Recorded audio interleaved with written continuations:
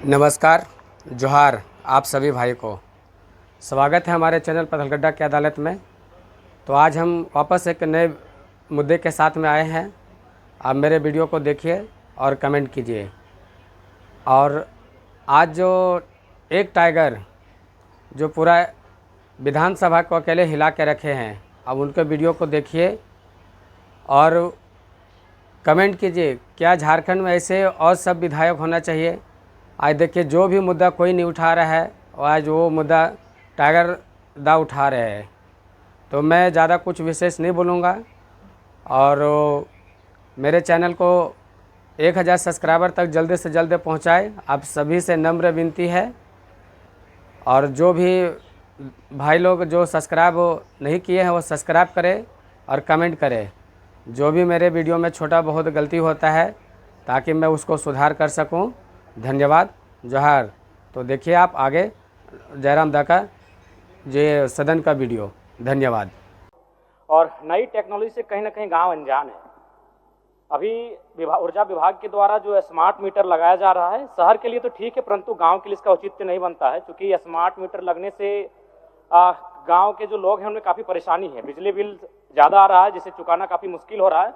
अतः मैं माननीय मंत्री महोदय के संज्ञान में देना चाहूँगा कि इस पर विचार किया जाए।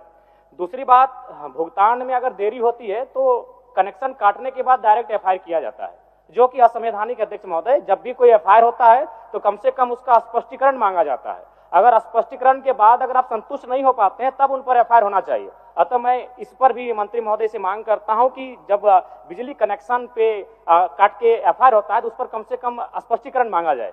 अध्यक्ष महोदय, ट्रांसफार्मर के लिए मैंने पहले भी कहा था कि कार्यालय के चक्कर ना लगाना पड़े, एमपी एमएलए को पैरवी ना करना पड़े, सरकार को ये सुनिश्चित करना चाहिए। अध्यक्ष महोदय, ऊर्जा विभाग में आउटसोर्सिंग को समाप्त किया जाए एवं 10 वर्षों से संविदा पर कार्यरत जो कर्मी हैं उनको अस्थायी किया जाए। महोदय, उद्योग और पर्यटन, प्रवास, पलायन और बेरोजगारी की समस्याओं को निदान के लिए काफी कारगर है। झारखंड में रोजगार की असीम संभावनाएं हैं, बस नियत, नीति और नेतृत्व साफ सुथरा होना चाहिए। महोदय, सरकार ने निजी क्षेत्रों में 75% आरक्षण का नियम बनाया था, परंतु अभी हाईकोर्ट ने उसे रोक लगा दिया है। मगर हाईकोर्ट के रोक लगने से पहले, उससे पहले भी जो 75% निजी क्षेत्रों में आरक्षण का मामला है उसकी धज्जियां उड़ाई गई। अध्यक्ष महोदय, मैं एक मामला संज्ञान में दूंगा। मैंने श्रम एवं नियोजन विभाग से एक प्रश्न किया था कि क्या राज्य में निजी उद्योगों में स्थानीय लोगों से ज्यादा बाहर के लोग नौकरी कर रहे हैं? सरकार के उत्तर, अध्यक्ष महोदय, विभाग द्वारा एक झार नियोजन पोर्टल विकसित किया गया है जिस पर 7473 नियोजक निबंधित हैं, जिसके पेरोल पे 2,46,473 कर्मी नामित हैं, जिसमें 53,423 कर्मी ही स्थानीय है। मात्र 53,423 कर्मी, यानी 21%। घोर शर्मनाक। अध्यक्ष महोदय, इस विषय पर विद्वान अधिवक्ताओं की सलाह ली जाए।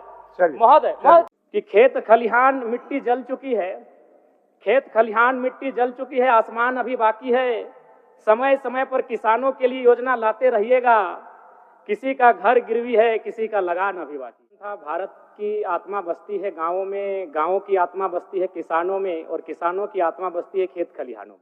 जयराम जी, जयराम जी। धन्यवाद अध्यक्ष महोदय। आपके ठीक पीछे महात्मा गांधी की तस्वीर है, और माफ कीजिएगा हुजूर, आप लगते हैं महात्मा गांधी के छोटे भाई, आप भी लगते हैं। आपकी कदकाठी, आपका वेशभूषा, आपकी तारीफ एकदम बापू गांधी की तरह लगती है। वैसा तुलना उचित नहीं है जयराम जी। गांधी जी का एक राष्ट्रपिता थे, हम लोग साधारण आदमी हैं। चलिए, गांधी साहब कम नहीं है, और आपसे पाददेश पर बैठने का मौका मिला, हम लोग के लिए काफी है। चलिए, गांधी जी। महोदय, कृषि पशुपालन सहकारिता के मद में 4,587 करोड़ का जो बजट निसंदेह सराहनीय है। सरकार के दावे मजबूत हैं और बजट भी लाजवाब है, लेकिन सच्चाई भी यही है अध्यक्ष महोदय कि झारखंड राज्य में 4,402 पंचायत हैं। एक भी पंचायत पूर्ण रूपेण कृषि पर निर्भर नहीं है। मैं आपके माध्यम से विभागीय मंत्री महोदया से आग्रह करूंगा कि एक पंचायत का उदाहरण प्रस्तुत कीजिएगा वित्तीय बजट वर्ष में। एक पंचायत, 4,402 पंचायत में आप एक पंचायत को चुनौती के रूप में स्वीकार कीजिए और उसे पूर्ण रूपेण कृषि पर निर्भर बनाइए। मैं यह मंत्री महोदय से आग्रह करता हूं। अध्यक्ष महोदय, निसंदेह आज इस राज्य की समस्या बेरोजगारी है, आज इस राज्य की समस्या पलायन प्रवास है और इन सारी समस्याओं का निदान है कृषि। यदि हम कृषि को उन्नत करने में सक्षम रहते हैं अध्यक्ष महोदय, तो निसंदेह इन सारी समस्याओं का समाधान होगा और वो तभी सक्षम होगा क्योंकि इस देश के पूर्व प्रधानमंत्री राजीव गांधी कहते थे कि दिल्ली से भेजा हुआ 1 रुपए गांव आते आते 10 पैसे बचता था। तो ठीक उसी प्रकार इस बजट में पारित कृषि के लिए 4,587 करोड़ का जो बजट है, अगर यह गांव सही सलामत पहुंच जाएगा अध्यक्ष महोदय, तो मैं कह सकता हूं ये सरकार के लिए बहुत बड़ी उपलब्धि होगी। अध्यक्ष महोदय, धान की खरीदारी तय समय अवधि में सीधे सरकार तय एमएसपी के साथ करना सुनिश्चित करे। सभी लैम्स और पैक्स इसके खरीदारी में जानबूझकर देरी करते हैं। देरी करने के कारण क्या होता है कि किसान मजबूरन अपना जो धान है वो बिचौलियों को उन्हें बेचना पड़ता है। ये गांव की सच्चाई है अध्यक्ष महोदय। इसलिए यदि सही समय पर धान को खरीदा जाए और धान का न्यूनतम दर निर्धारित किया जाए जो कि बाजार, तो हमें लगता है कि किसानों को आत्मनिर्भर होने का एक अवसर मिलेगा अध्यक्ष महोदय। अध्यक्ष महोदय, 30 मीट्रिक टन क्षमता वाले 107 कोल्ड स्टोरेज का निर्माण झारखंड में हुआ है, लेकिन इसका संचालन ठीक से नहीं हो पा रहा है। इसका मुख्य कारण है बिजली कनेक्शन में। झारखंड के जो पैक्स हैं वो सक्षम नहीं है और मेरे हिसाब से जंत्र का जो बोझ होगा वो किसानों पर अतिरिक्त होगा।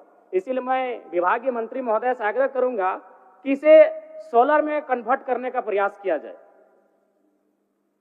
दूसरी बात अध्यक्ष महोदय, झारखंड में बड़े स्तर पर आईसीडीपी के माध्यम से गोदाम निर्माण किया जा रहा है जिसका क्वालिटी बिल्कुल निम्न स्तर का है और पैक्स अध्यक्ष को गोदाम एस्टीमेट दिए बिना कॉन्ट्रैक्टर मनमाने ढंग से कार्य कर रहा है।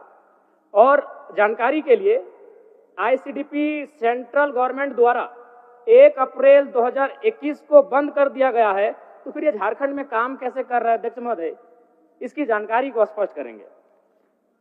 अध्यक्ष महोदय, झारखंड माटी के लाल पद्मश्री सिमोन ओरांव जी, जिन्होंने छोटी छोटी नहरों को मिलाकर 3 बांध बनाए थे, आज इन्हीं बांधों से करीब 5000 फीट लंबी नहर निकालकर खेतों तक पानी पहुंचाया जा रहा है। बिना आर्थिक संसाधन के, बिना सरकारी सहायता के एक गांव का आम व्यक्ति अपनी इच्छा शक्ति से वह करके दिखला सकता है जो सरकार करने में सक्षम है। तो आवश्यकता है सरकार को अपनी इच्छा शक्ति को मजबूत करने की। अध्यक्ष महोदय, एक और जहां टोमेटो के सॉस बेचकर लोग अरबपति करोड़पति बन रहे हैं और एक और हमारे किसान मूल्य ठीक ठाक नहीं मिल पाने के कारण उन्हें टमाटर को सड़कों में फेंक रहे हैं अध्यक्ष महोदय। इसलिए अगर वास्तव में इस राष्ट्र को, इस राज्य को अगर उन्नत बनाना है तो कृषि को आपको उन्नत बनाना ही होगा। बिना कृषि का आप इस राज्य को, इस राष्ट्र को उन्नत नहीं बना सकते अध्यक्ष महोदय। अध्यक्ष महोदय, जब किसान चाहे आलू रहे या टमाटर रहे उचित मूल्य नहीं मिल पाता है तो कहीं ना कहीं उसका भारी मात्रा में नुकसान हो जाता है। आज 118 गोदामों के निर्माण के लिए 259 करोड़ 52 लाख रुपए को बंद किया गया है अध्यक्ष महोदय, लेकिन कोल्ड स्टोरेज का निर्माण को छोड़ दिया गया है। साथ ही खाद्य प्रसंस्करण से खाद्य पदार्थों का संरक्षण, किसानों का उत्पाद उचित मूल्य पर कैसे मिल पाएगा, ये बहुत ही महत्वपूर्ण विषय है अध्यक्ष महोदय। अध्यक्ष महोदय, क्या झारखंड राज्य में सहकारी विकास परियोजना के अनुश्रवण हेतु राज्य स्तर पर गठित आईसीडीपी कोषांग को आज भी बंद नहीं किया गया है और इस एजेंसी के रूप में उपयोग करते हुए राज्य के विभिन्न योजनाओं को केंद्रीकृत कर कार्यान्वित किया जा रहा है? तो महोदय, मेरा मानना है और मेरा तर्क यही है कि निसंदेह कृषि एक ऐसा क्षेत्र है जहां से इस राष्ट्र को, इस राज्य को हम एक नई गति दे सकते हैं। लेकिन वही प्रश्न है कि आज जिस कार्य को क्रियान्वयन करने का जिम्मा जिन लोगों के पास है वो किस गतिशीलता के साथ कार्य कर रहे हैं, यह निरीक्षण का विषय है। तो अध्यक्ष महोदय, ज्यादा समय नहीं लूंगा क्योंकि मेरा समय काफी कम निर्धारण है। मैं पुनः आपसे यही आग्रह करूंगा आपके माध्यम से कि आज आवश्यकता है सरकार ने जिस विशाल बजट को पारित किया है वो बजट धरातल पर कैसे जाए, उसका क्रियान्वयन कैसे हो, इस पर सरकार को अपना ध्यान केंद्रित करने की आवश्यकता है अध्यक्ष महोदय। और साथ ही साथ मिलेट का विशेष प्रचार प्रसार होना चाहिए। मिलेट यानी ऐसे अनाज जिसमें हम धान और गेहूं के अलावे, और मिलेट से हमें लगता है कि बहुत सारे फायदे भी हैं, और आशा करते हैं इस दिशा में, चूंकि पढ़ी लिखी मंत्री महोदया काफी काबिल हैं, इस दिशा में वो बेहतरीन प्रयास करेंगी। चलिए अध्यक्ष महोदय, बस एक छोटी सी पंक्ति अगर आपकी अनुमति हो तो, कि खेत खलिहान मिट्टी